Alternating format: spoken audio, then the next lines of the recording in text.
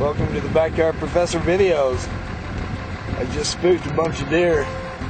There's some more up here.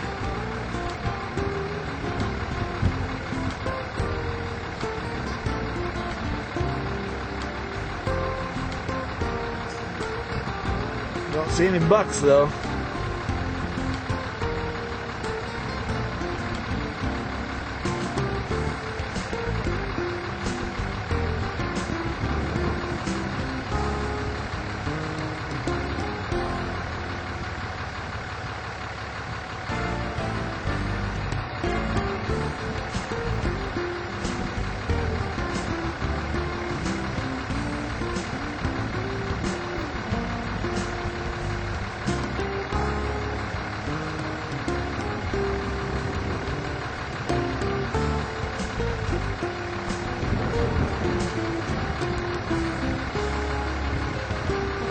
Welcome to the Backyard Professor videos.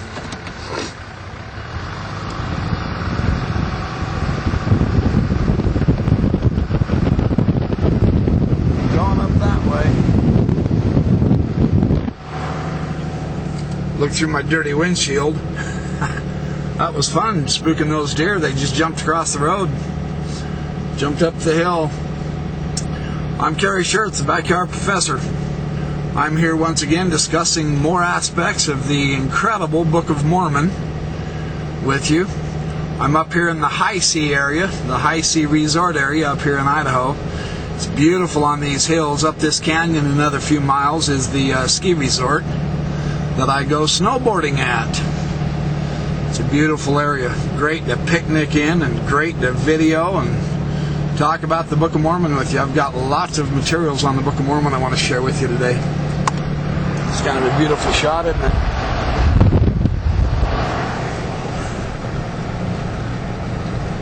It's quite the peak.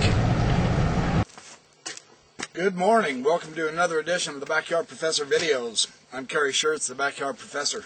As you can see, I'm up here in the Targhee National Forest, and it's still snow up here. I'm right up above Kelly Canyon Ski Resort, where I go snowboarding all the time, but the road up further is closed because of snow. It's still not summer yet. It's early May. In the Book of Mormon, we have an interesting literary device called Epanalepsis. Epanalepsis is the name of the significant literary device known in antiquity.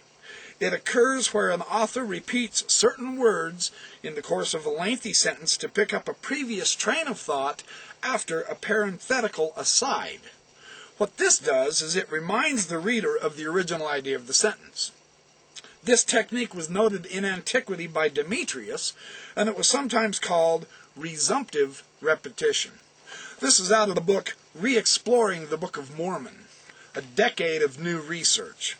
Yet again, many more points of view that the Book of Mormon is a book from antiquity, and it is for real. Epanalepsis is well illustrated in Alma chapter 3, verse 1. And it came to pass that the Nephites who were not slain by the weapons of war, after having buried those who had been slain, now the number of the slain were not numbered, because of the greatness of their number, after they had finished burying their dead, they all returned to their lands, to their houses, their wives, and their children. Larry Childs has recently identified 84 such occurrences of epanalepsis in the Book of Mormon. It was apparently helpful in ancient texts to use resumptive repetition, since those texts did not have the benefit of the modern punctuation or the paragraphing. We're so used to our modern books that we don't use many of the literary devices in antiquity, but they do show up in the Book of Mormon. The Child Study also lists and analyzes the use and distribution of epanalepsis among all the Book of Mormon authors. Interestingly, some authors use the device more frequently than others. In particular, 49 of the 84 occurrences of epanalepsis are found in the writings of Mormon, while 7 are found in the writings of Nephi. The remaining 28 are distributed among 24 other authors in the Book of Mormon.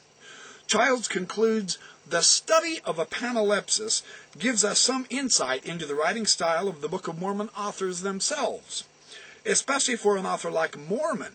Remember, Mormon was engaged in the process of abridging several of the other records, and Epanalepsis was really the best means available to him to return the reader's attention to the original train of thought. So not only has John Twetnus demonstrated that, and this isn't John Twetnus, this is Larry Child's study of Epanalepsis, but John Twetnus demonstrated the many uses of colophons that Mormon used as an editor to make sure the correct writers got credit for their writings. And now we find that he uses Epanalepsis to return to the original train of thought as he was compiling these records and writing down what the original authors were saying. Once again, this argument that critics make against the Book of Mormon, that there's nothing in its favor for an antiquity sort of point of view, that there is no archaeological proof, that it is really poor English. And incidentally, it is poor English. It had better be. If it was really sensational, super good English, we could have serious cause for concern. As it is with all the ancient Hebraisms, with all the different literary techniques, the chiasms, the colophons, the Epanalepsis, there's all types of interesting literary techniques that we've discovered in the Book of Mormon because it's an ancient book. This argument that the Book of Mormon has nothing going for it, that it has nothing in its favor, that it's just a made-up book in Joseph Smith's imagination. How many different literary devices from antiquity could Joseph Smith have possibly learned and used and incorporated logically in the Book of Mormon anyway? The argument that it has nothing in its favor, that argument is simply false.